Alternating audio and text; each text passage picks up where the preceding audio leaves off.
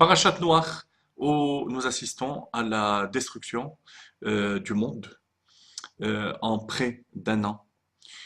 Qui ishrit kol basar et darko al haaretz, car le monde s'était perverti. La Chassidut explique qu'il ne s'agit pas réellement d'une destruction, parce que si Dieu voulait détruire le monde, il aurait pu le faire en un instant, comme pour Sodome et Gomorrhe, pour Sodome et Amora. Si ça va durer près d'un an, avec 40 jours de pluie, c'est qu'il y a un but profond à cela. Et la Chassidut explique que le Maboul, c'est comme un gigantesque mikvé dans lequel le monde a été immergé. C'est la raison pour laquelle le Maboul va durer 40 jours, comme les 40 CA, les 40 mesures du mikvé. Et ce Maboul, ce déluge, qui est là pour purifier, existe aussi dans notre vie. Et c'est sous cet aspect qu'il faut lire la paracha, le Shabbat.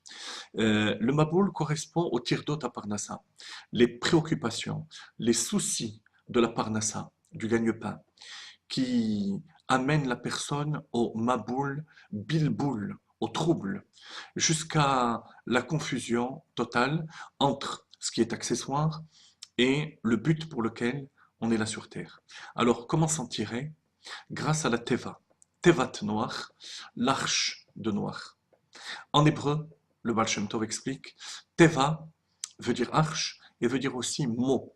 Ce sont les mots Tevot, Veotiot, HaTorah, Ve'atfila. Les mots et les lettres de Torah et de Tfila dans lesquels la personne doit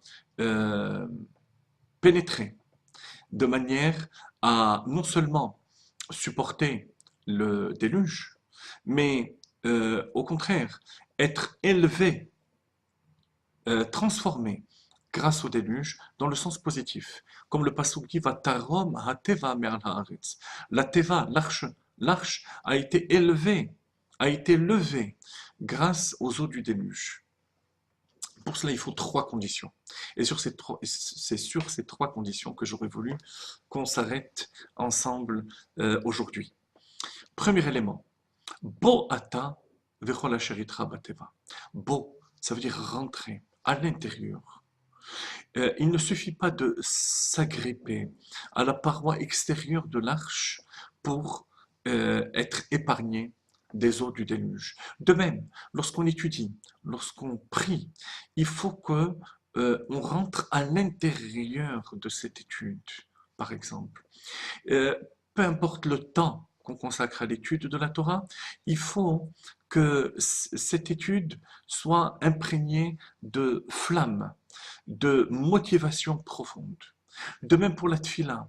À l'intérieur des mots de la tfila, on doit pénétrer, comme le passouk dit, la teva était enduite de gofrit. Gofrit, c'est le soufre. Le soufre, c'est du feu.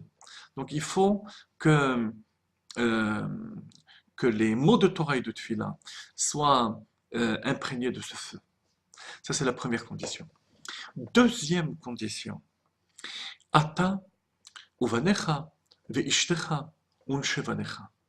Toi, tes enfants, ta femme, tes brus, toute ta famille.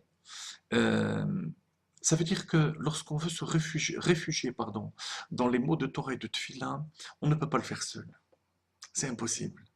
Il faut, euh, il faut entraîner avec soi, attirer avec soi les enfants, la femme, la famille. Il faut que le feu de la Torah et de la Tfila se communique au reste de la famille.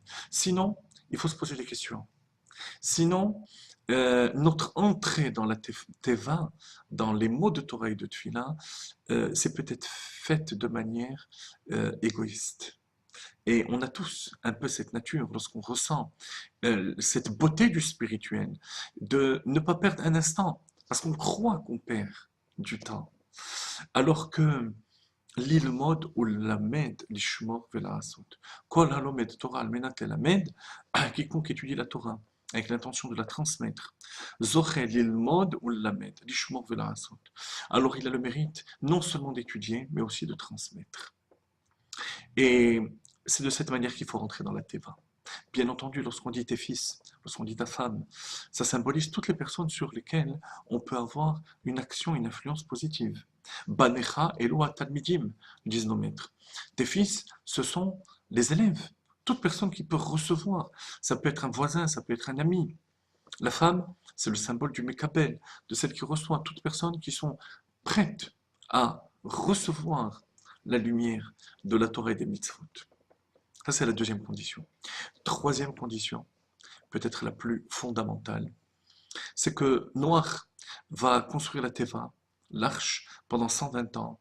Il va s'occuper de tous les détails de cette arche, sauf un point. Quel est ce point? Le dernier. Vaïsgor Hashem Ba'ado. C'est Dieu qui ferme la porte. Une fois que tu as fini tout ton travail, euh, tu dois savoir que l'essentiel, la conclusion de tout, c'est Akadosh Baruch Hu. Et si Akadosh Baruch Hu donne sa bracha, à ce moment-là, ça réussit. Et sinon, ça ne réussit pas. On peut faire les projets les plus magnifiques, les plus fantastiques, si on n'a pas la Sayata d'Ishmaïa, l'aide d'Akadosh Baruch Hu, Dieu qui vient terminer le travail, comme pour le Mishkan de Moshe Rabbeinu, qui va aider Moshe Rabbeinu à édifier le Mishkan n'est pas édifié. Dans nos projets, on a tendance à croire que ce sont nos forces intellectuelles euh, euh, qui font de nous des personnes actives, qui vont permettre d'amener à terme nos projets. C'est faux. Combien de projets qui étaient promis à un excellent avenir n'ont pas abouti? Et combien d'autres projets qui paraissaient euh, euh, avoir été conçus de manière bancale, finalement réussissent. Ana Hashem Hatzlichana. Les réussites, ça vient d'Akadosh Baruch Hu. Vaisgor Hashem Ba'ado. Voilà les 3 points, il y en a encore beaucoup. Vous pouvez lire toute la paracha, du début jusqu'à la fin, en traduisant le mot Teva, l'arche, par les mots, par la traduction, pardon, de Torah et Tfila. Rappelez-vous, premier enseignement, c'est de pénétrer à l'intérieur. Deuxième, de ne pas monter seul de manière égoïste. Tout le clan d'Israël qui dépend de nous doit monter avec nous. Et troisièmement, Vaïsgor Hashem Ba'ado. Hatzlacha Rabba, une grande réussite à tous et toutes. Et Shabbat Shalom.